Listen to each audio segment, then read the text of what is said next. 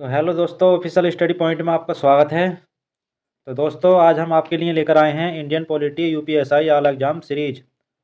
तो दोस्तों, पहले जैसा कि आप देख पा रहे होंगे, पहले भी हमारे इस चैनल पर हमने पहले यूपी पुलिस री एग्ज़ाम सीरीज चलाई थी, जो कि बच्चों को उसमें ज़्यादातर हेल्प मिली थी उस सीरीज़ को देखने के बाद।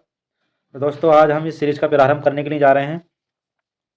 तो दोस्तों, ये जो दरोगा में भर्ती आने वाली हैं अभी हाल ही में 5,000 पद आ रहे हैं, तो उसके लिए जो बहुत यूज़फुल सीरीज़ है दोस्तों। अगर आप कंटिन्यू अगर एक सीरीज़ देखते हैं टाइम निकाल कर, तो आपको आपके लिए ये दोस्तों बहुत मदद मदद करेगी दोस्तों।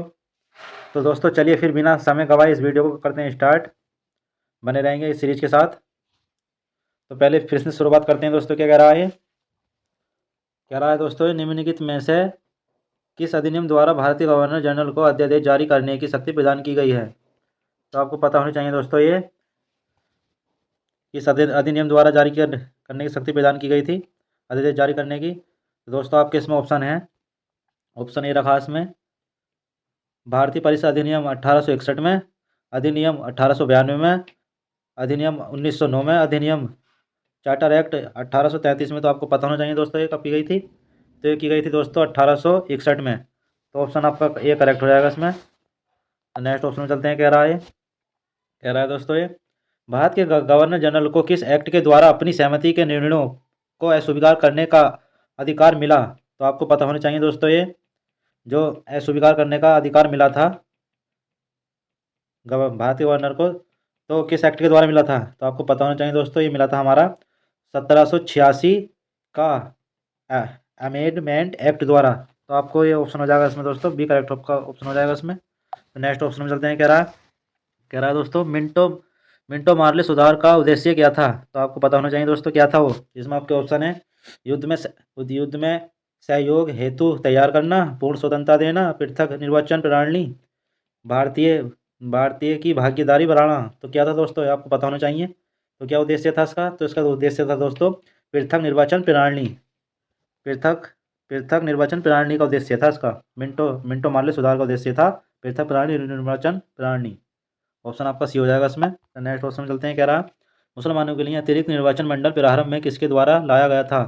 तो आपको पता होना चाहिए किसके द्वारा लाया गया था दोस्तों, ये तो लाया गया था दोस्तों मार्लो मिंटो सुधार 1909 के तहत लाया गया था। ऑप्शन नंबर डी करेक्ट हो जाएगा इसमें आपके ऑप्शन में। तो नेक्स्ट ऑप्शन क्या कह रहा है दोस्तों, 1909 के इंडियन कौंसिल एक्ट में किस बात की व्यवस्था की गई थी। तो आपको पता होना चाहिए जो इंडियन कौंसिल एक्ट था, उसमें किस बात की व्यवस्था की गई थी। आपको पता होना चाहिए दोस्तों, ये की गई थी दोस्तों सांप्रदायिक प्रतिनिधित्व की बात की गई थी इसमें। ऑप्शन नंबर ए करेक्ट हो जाएगा इसमें। नेक्स्ट क्वेश्चन चलते हैं। कह रहा पार्लियामेंट सुधार बिल किस वर्ष में पारित किया गया था। आपको पता होना चाहिए दोस्तों, बिल कब पारित किया गया था। पता होना चाहिए दोस्तों आपको, ये किया गया था दोस्तों आपको 1909 में। ऑप्शन नंबर आपका बी करेक्ट हो जाएगा इसमें दोस्तों। नेक्स्ट ऑप्शन चलते हैं। क्या कह रहा है 1946 का कैबिनेट मिशन 3 मंत्रियों में गठित था, निम्नलिखित में से किसका सदस्य नहीं था। तो आपको पता होना चाहिए वो सदस्य किसका नहीं था। तो दोस्तों, ये M.A. अलेजेंडर का भी था, सर स्टेटफर्ड क्रिप्स का भी था, लॉर्ड एमरी का नहीं था। ये दोस्तों आपको पता होना चाहिए, लॉर्ड एमरी का नहीं था। लॉर्ड पैथिक लॉरेंस का भी था, पर लॉर्ड एमरी का नहीं था दोस्तों। तो ऑप्शन नंबर इसमें सी आपका करेक्ट हो जाएगा। नेक्स्ट क्वेश्चन चलते हैं। कह रहा कैबिनेट मिशन योजना के विषय में कौन सा सही नहीं है। जो कैबिनेट मिशन योजना थी उसके उसके विषय में कौन सा ऑप्शन सही नहीं है दोस्तों। आपको पता होना चाहिए दोस्तों कौन सा ऑप्शन सही नहीं है। संविधान निर्माण का अधिकार ये भी सही है दोस्तों, प्रांतीय समूहीकरण ये भी सही है दोस्तों आपको, भारतीय सदस्यों वाला अंतरिम अंतरिम मंत्रिमंडल ये भी सही है, पर इसमें पाकिस्तान की स्वीकृत कृति नहीं थी इसमें। तो ऑप्शन ऑप्शन इसमें आपका डी करेक्ट हो जाएगा दोस्तों, डी ऑप्शन करेक्ट हो जाएगा। नेक्स्ट ऑप्शन चलते हैं। कह रहा दोस्तों, भारत का संविधान लागू होने तक स्वतंत्रता के पश्चात किसका शासन किसके अंतर्गत चलाया गया। तो आपको पता होना चाहिए किसके अंतर्गत चलाया गया था। ज़्यादातर क्वेश्चन चर्चा में आता है दोस्तों ये। तो ये चलाया गया था दोस्तों 1935 के भारत सरकार अधिनियम के अनुसार। ऑप्शन नंबर आपका इसमें ये करेक्ट हो जाएगा दोस्तों। तो नेक्स्ट क्वेश्चन में चलते हैं। नेक्स्ट क्वेश्चन क्या कह रहा है दोस्तों, भारतीयों को वर्ष 1947 में सार्वभौम सत्ता सौंपने की योजना के निम्न में से किस नाम से जानी गई। जो भारतीय वर्ष 1947 में सार्वभौम सत्ता सौंपने की योजना थी, वो किस रूप में जानी जाती है दोस्तों। तो आपको पता होना चाहिए जानी जाती है दोस्तों माउंटबेटन योजना के रूप में। ऑप्शन नंबर आपका हो जाएगा इसमें बी करेक्ट हो जाएगा दोस्तों। बी करेक्ट हो जाएगा इसका। नेक्स्ट क्वेश्चन चलते हैं। कह रहा है दोस्तों ये कौन सुमेल नहीं है? SSC MTS 2019 से पूछा गया है दोस्तों ये क्वेश्चन। तो क्या कह रहा है ये? कौन सुमेलित नहीं है? चलिए देखते हैं क्या कह रहा है ये। इसके ऑप्शन क्या दे रखे हैं इसमें दोस्तों। भारत सरकार अधिनियम 1935 में शासन था, तो ये भी था दोस्तों। कैबिनेट मिशन संविधान सभा का गठन था, ये भी था दोस्तों। साइमन कमीशन भारत का विभाजन था, ये नहीं था दोस्तों। और नेक्स्ट क्वेश्चन ये कह रहा मार्ले मिंटो सुधार संपादिक प्रतिनिधित्व, ये भी था दोस्तों। पर ये साइमन कमीशन भारत का विभाजन, ये नहीं था दोस्तों। सुनो होगी उसमें साइमन कमीशन तो भारत से भेजा गया था ना, वो इसका विभाजन कहाँ से कर लेगा? तो आपका ऑप्शन इसमें सी करेक्ट हो जाएगा दोस्तों। तो नेक्स्ट क्वेश्चन चलते हैं। क्या कह रहा है? B.R. अम्बेडकर को महात्मा गांधी के मध्य सन 1932 में हस्ताक्षरित पूर्ण समझौते में प्रावधान था। तो दोस्तों इसमें कौन चर्चा में था? आपको पता होना चाहिए दोस्तों। इसमें ऑप्शन दे रखे हैं। भारत के लिए डोमिनियन स्थिति बनाए जाने का, मुसलमानों के लिए पृथक निर्वाचन क्षेत्र का, निम्न वर्ग के लिए पृथक निर्वाचन क्षेत्र का, ये भी नहीं है दोस्तों। ये कह रहा है इसमें निम्न वर्ग के लिए आरक्षण सहित संयुक्त निर्वाचन क्षेत्र का। ये आपका ऑप्शन नंबर इसमें डी करेक्ट हो जाएगा दोस्तों। कुछ अपनी तरफ से लॉजिक भी लगा लेते हैं दोस्तों क्वेश्चन को देखते ही। नेक्स्ट क्वेश्चन ये कह रहा रेगुलेटिंग एक्ट पारित किया गया, कब किया गया था? ये रेगुलेटिंग एक्ट जो पारित किया गया था दोस्तों, ये किया गया था हमारा 1773 में किया गया था दोस्तों। ये ऑप्शन नंबर ए करेक्ट हो जाएगा दोस्तों इसमें आपका। तो नेक्स्ट क्वेश्चन क्या कह रहा है? महारानी विक्टोरिया को भारत की सामग्री नियुक्त किया गया, UPSI 2018 में पूछा गया दोस्तों क्वेश्चन। ये ध्यान देंगे इस पर और नोट कर लेंगे इस क्वेश्चन को दोस्तों, नोट सेक्शन में डाल लेंगे दोस्तों ऐसे। तो ये कह रहा है महारानी विक्टोरिया को भारत की सामग्री नियुक्त किया गया था, तो ये दोस्तों कौन से सन में किया गया था? तो ये दोस्तों ये किया गया था हमारा 1858 ईस्वी में किया गया था दोस्तों। तो ऑप्शन नंबर आपका इसमें बी करेक्ट हो जाएगा दोस्तों। तो नेक्स्ट क्वेश्चन चलते हैं। क्या रहा है ये? मॉन्टेग्यू चेम्सफोर्ड सुधार में प्रावधानों का सार था, क्या था वो? मॉन्टेग्यू में सुधारों का जो प्रावधान था वो क्या था? तो दोस्तों वो था हमारा प्रांतों में दोहराया शासन था उसमें मॉन्टेग्यू में, ध्यान रखेंगे दोस्तों। तो नेक्स्ट क्वेश्चन क्या कह रहा है? अखिल भारतीय महासंघ स्थापित करने का प्रावधान शामिल किया गया था, तो ये कौन से सन में किया गया था और कहाँ से किया गया था दोस्तों? ये तो आपके इसमें ऑप्शन है दोस्तों। अगस्त प्रस्ताव 1940 में, भारत सरकार अधिनियम 1919 में, कैबिनेट मिशन प्रस्ताव 1940 ईस्वी में, भारत सरकार अधिनियम 1935 में। तो दोस्तों यही था आपका करेक्ट आंसर, इसमें डी हो जाएगा। भारत सरकार अधिनियम 1935 में किया गया था दोस्तों ये प्रावधान। नेक्स्ट क्वेश्चन चलते हैं। कह रहा है निम्न में से किस अधिनियम ने केंद्र में द्वैत शासन प्रणाली को स्थापित किया? एनडीए 2014 में पूछा गया दोस्तों। ये क्वेश्चन रिपीट भी हो सकता है आपके UPSI में जो भर्ती आ रही है, ध्यान रखेंगे दोस्तों ये। तो ये क्या कह रहा है दोस्तों? स्थापित किया गया था केंद्र में द्वैत शासन प्रणाली में स्थापित किया गया था, तो ये कब किया गया था दोस्तों? ये आपको पता होना चाहिए। ये किया गया था दोस्तों हमारा भारत शासन अधिनियम 1935 में। ऑप्शन नंबर ए करेक्ट हो जाएगा आपका दोस्तों इसमें। तो नेक्स्ट क्वेश्चन ये कह रहा है दोस्तों ये किस अधिनियम की प्रमुख विशेषता प्रांतीय स्वतंत्रता थी? तो ये थी दोस्तों हमारी कौन सी सन में थी? विशेषता प्रांतीय स्वतंत्रता थी, तो हमारी कौन सी सन में थी वो? ये थी हमारी 1935 में। ऑप्शन नंबर बी करेक्ट हो जाएगा इसमें। तो नेक्स्ट क्वेश्चन क्या कह रहा है दोस्तों? ये संघीय प्रणाली का पहला प्रयास भारत सरकार अधिनियम द्वारा किया गया था, कौन सी सन द्वारा किया गया था दोस्तों? ये किया गया था हमारा दोस्तों 1935 सन ज़्यादातर ध्यान रखेंगे दोस्तों। संविधान में जो 1935 का जिक्र ज़्यादा हुआ है, इसी सन में ज़्यादातर कारनामे हुए हैं इसमें। तो ऑप्शन नंबर सी करेक्ट हो जाएगा दोस्तों आपका। तो नेक्स्ट क्वेश्चन चलते हैं। क्या कह रहा है? भारत में सचिव का पद किसके द्वारा निर्मित किया गया था? तो सचिव का जो पद होता है वो भारत में किसके द्वारा निर्मित किया गया था? तो आपको पता होना चाहिए दोस्तों। ये ऑप्शन है आपके उसमें भारतीय परिषद अधिनियम 1861 में, मॉन्टेग्यू चेम्सफोर्ड सुधार में, या मार्ले मिंटो सुधार 1919 में, भारत सरकार अधिनियम 1858 में। हाँ, इसमें किया गया था दोस्तों। ये आपका करेक्ट आंसर आपसे डी हो जाएगा इसमें। तो नेक्स्ट क्वेश्चन चलते हैं। क्या कह रहा है? नेक्स्ट क्वेश्चन में क्या रहा दोस्तों? ये तो नेक्स्ट क्वेश्चन में क्या कह रहा दोस्तों? ये कैबिनेट मिशन योजना के अनुसार संविधान सभा में कुल कितने सदस्य होने थे? SSC CGL 2002 में पूछा गया था क्वेश्चन, रिपीट हो सकता है दोस्तों ये। तो इसमें कितने सदस्य थे दोस्तों? आपके इसमें ऑप्शन है 389, 409, 429, 505। तो आपके जो कैबिनेट मिशन योजना के अनुसार संविधान सभा में कुल कितने सदस्य होने थे? तो इसमें जो सदस्य होने थे वो 389 होने थे दोस्तों। ऑप्शन नंबर आपका इसमें करेक्ट हो जाएगा ये। नेक्स्ट क्वेश्चन में क्या कह रहा है दोस्तों ये? नेक्स्ट क्वेश्चन में कह रहा है सन 1936 में भारतीय राष्ट्रीय कांग्रेस द्वारा संविधान सभा के गठन की मांग कहाँ पर हुई और अधिवेशन में रखी गई थी? मतलब कौन से अधिवेशन में रखी गई थी और कहाँ पर रखी गई थी? तो आपको पता होना चाहिए दोस्तों ये रखी गई थी हमारी, फेमस क्वेश्चन है, फैजपुर में। आपको ध्यान रखिए दोस्तों, ये फैजपुर में रखी गई थी इसकी मांग। तो नेक्स्ट क्वेश्चन चलते हैं, क्या कह रहा? संविधान पांडुलेखन सहमति का निम्न में से कौन सदस्य नहीं था? स्टेनोग्राफर में पूछा गया 2011 में। ये क्वेश्चन दोस्तों ध्यान रखेंगे, इसमें कौन नहीं था? एम के एम मुंशी भी थे, ए के अय्यर भी थे, दोस्तों, और जवाहरलाल नेहरू नहीं थे दोस्तों शायद, ये जी यही नहीं थे, और मोहम्मद सदुल्लाह ये भी थे। तो इसमें करेक्ट आंसर आपको हो जाएगा इसमें सी ऑप्शन करेक्ट हो जाएगा दोस्तों इसमें। तो नेक्स्ट क्वेश्चन में क्या कह रहा है? प्रस्तावित मूल संविधान में कुल कुल सदस्यों का विभाजन किस प्रकार होना निश्चित हुआ था?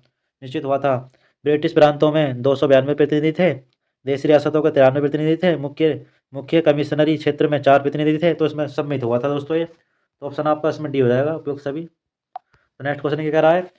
भारत का संविधान लागू हुआ था, तो आपको पता होना चाहिए कौन सी सन में हुआ था। तो आपको ये तो पता होना चाहिए दोस्तों, ये जो अभी हमारा नया साल आने वाला है उस पर डेट आएगी, 26 जनवरी 1950 में लागू हुआ था दोस्तों ये। क्वेश्चन नंबर आपका ये करेक्ट हो जाएगा इसमें। तो नेक्स्ट क्वेश्चन में चलते हैं दोस्तों, क्या कह रहा है?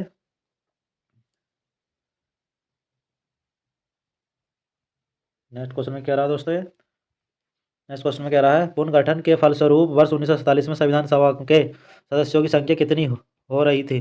कितनी रह गई, मतलब कितनी रह गई थी 1947 में संविधान सभा के सदस्यों की संख्या कितनी रह गई थी? आपको पता होना चाहिए कितनी रह गई थी, घट के है वो रह गई थी दोस्तों हमारी 299। ऑप्शन नंबर भी करेक्ट हो जाएगा दोस्तों इसमें आपका, 299 रह गई थी घट के। नेक्स्ट क्वेश्चन क्या कह रहा है दोस्तों ये? संविधान सभा में सभी निर्णय किस किस किस किस आधार पर लिए गए हैं? तो आपको पता होना चाहिए जो संविधान सभा हुई, जो बैठक हुई थी संविधान सभा की, वो निर्णय जो लिए गए हैं वो किस रूप में लिए गए हैं? तो आपको पता होना चाहिए ये लिए गए हैं दोस्तों निर्णय सहमति और समय योजना के अनुसार, ऑप्शन नंबर सी करेक्ट हो जाएगा दोस्तों आपका। तो नेक्स्ट क्वेश्चन क्या करा दोस्तों? भारतीय संविधान सभा में महिला सदस्यों की कुल संख्या कितनी थी? तो आपको पता होना चाहिए दोस्तों कितनी, 10 थी, 12 थी, 13 थी या 15 थी? तो आपको पता होना चाहिए जो भारतीय संविधान में जो संविधान लिखा जा रहा था उसमें जो भाग लिया था, तो दोस्तों उसमें 15 महिलाओं ने भाग लिया था। आपको ध्यान रखना चाहिए दोस्तों, ये रिपीट क्वेश्चन है। तो नेक्स्ट क्वेश्चन चलते हैं, क्या रहा? संविधान सभा के उद्घाटन अधिवेशन की अध्यक्षता किसने की थी? जो अध्यक्षता की थी दोस्तों संविधान सभा के उद्घाटन की, वो किसने की थी दोस्तों? पता होना चाहिए दोस्तों, ये की थी हमारी डॉक्टर मतलब सचिदानंद सिन्हा ने, डॉक्टर राजेंद्र प्रसाद ने नहीं की थी दोस्तों, ये की थी हमारी डॉक्टर सचिदानंद सिन्हा ने। ऑप्शन नंबर इसका ये करेक्ट हो जाएगा दोस्तों। नेक्स्ट क्वेश्चन में क्या रहा है? संविधान सभा के अस्थायी अध्यक्ष कौन थे? तो दोस्तों ये अध्यक्ष नहीं पूछ रहा, ये अस्थायी अध्यक्ष पूछ रहे हैं आपसे। तो अध्यक्ष होंगे संविधान सभा के वो होंगे डॉक्टर राजेंद्र प्रसाद, और ये अस्थायी अध्यक्ष जो पूछ रहा है, अस्थायी अध्यक्ष जो है वो है हमारे सचिदानंद सिन्हा। ऑप्शन नंबर भी करेक्ट हो जाएगा इसमें। तो नेक्स्ट क्वेश्चन ये कह रहा है संविधान सभा के स्थायी अध्यक्ष कौन थे? कह रहा है संविधान सभा के स्थायी अध्यक्ष कौन थे? तो आपको अभी हमने बताया था कि कौन थे, डॉक्टर राजेंद्र प्रसाद। डॉक्टर राजेंद्र प्रसाद हो जाएंगे दोस्तों इसमें, नहीं सॉरी, अध्यक्ष पूछ रहा ना ये दोस्तों, अध्यक्ष पूछेगा तो डॉक्टर राजेंद्र प्रसाद हो जाएगा, और अध्यक्ष पूछेगा तो डॉक्टर सचिदानंद सिन्हा हो जाएगा इसका। सचिदानंद सिन्हा है ना अध्यक्ष, तो ऑप्शन नंबर डी करेक्ट हो जाएगा इसमें। तो नेक्स्ट क्वेश्चन ये करा दोस्तों, ये 11 दिसंबर 1946 को किसे संविधान सभा का अस्थायी अध्यक्ष चुना गया था? तो आपको पता होना चाहिए दोस्तों, आपके इसमें ऑप्शन है बी आर अम्बेडकर को, के एम मुंशी को, जवाहरलाल नेहरू को, डॉक्टर राजेंद्र प्रसाद को। तो किसको चुना गया था दोस्तों ये? तो चुना गया था दोस्तों 11 दिसंबर 1946 को चुना गया था डॉक्टर राजेंद्र प्रसाद को। ऑप्शन नंबर आपका इसमें डी हो जाएगा। नेक्स्ट क्वेश्चन चलते हैं, क्या रहा दोस्तों ये? संविधान सभा द्वारा अंतिम रूप से पारित संविधान में कुल कितने अनुच्छेद और अनुसूचियाँ थीं? तो आपको पता होना चाहिए दोस्तों कितने अनुच्छेद और कितनी अनुसूचियाँ हैं, ये तो फेमस क्वेश्चन है वैसे भी, पता होना चाहिए दोस्तों ये। तो इसमें दोस्तों 395 अनुच्छेद हैं और 8 अनुसूचियाँ हैं। ऑप्शन नंबर आपका इसमें ए करेक्ट हो जाएगा। तो नेक्स्ट क्वेश्चन चलते हैं, क्या रहा है? संविधान सभा के कितने उपस्थित सदस्यों ने संविधान पर हस्ताक्षर किए थे? जो संविधान लिखा जा रहा था उसमें कितने सदस्यों के हस्ताक्षर हुए थे? तो आपको पता होना चाहिए दोस्तों, ये हुए थे हमारे 284 सदस्यों ने हस्ताक्षर किए थे संविधान पर।